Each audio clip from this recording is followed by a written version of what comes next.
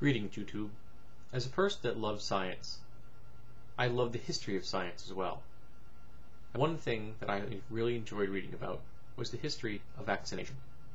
It's fascinating to think that in the 18th century, researchers started to look at the world around them and begin to pull apart the very nature of disease and began to find a way to combat it with the technology they possessed as early as 1721.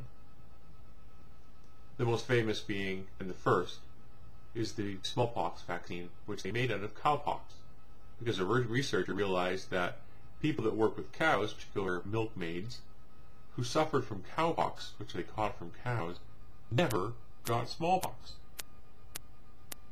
And after doing some research, well, actually a lot of research, these people discovered that the two diseases are so similar to each other that the cowpox, which is not lethal to humans, makes you immune to the smallpox, which is a crippling, deadly disease.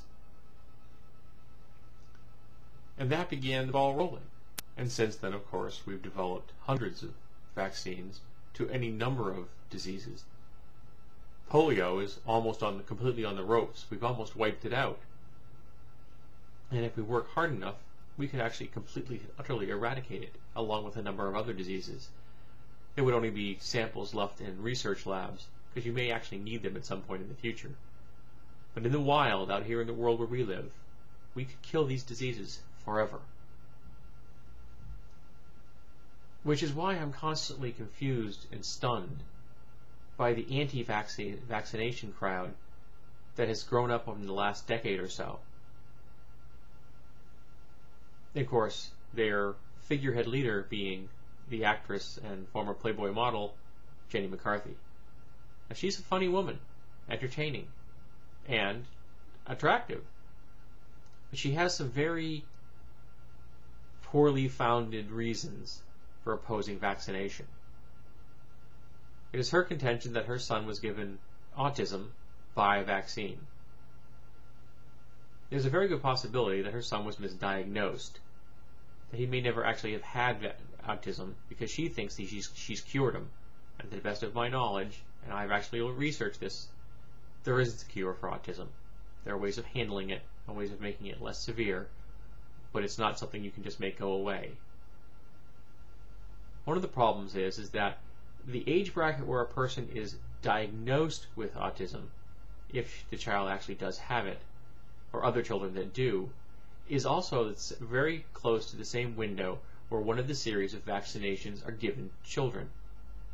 So people see their children getting a vaccination, very shortly afterwards they are then diagnosed with autism because they unfortunately possess the genetic disorder, and they make the connection between these two events.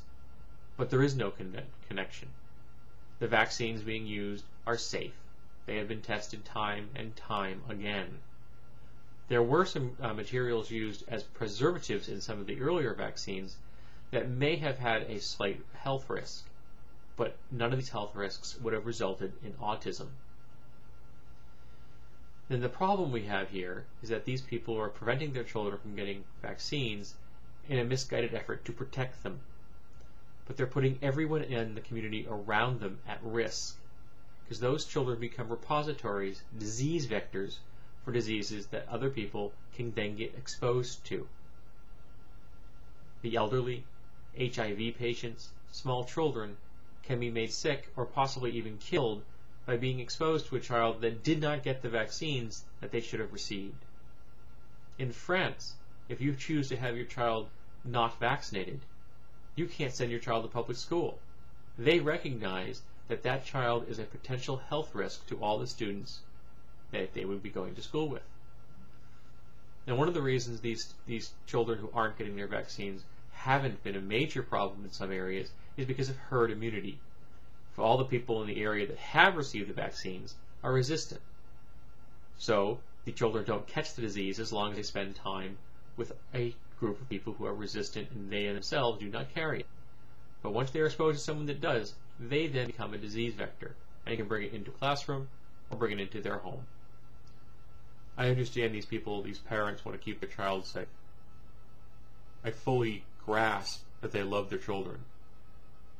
But by doing this, they're putting their children at risk. And not just their children, but other people's children. It's a selfish act. It's one that we really need to stamp out. Because if it continues, we're going to be suffering from outbreak after outbreak of different diseases forever. Diseases that we can help eradicate.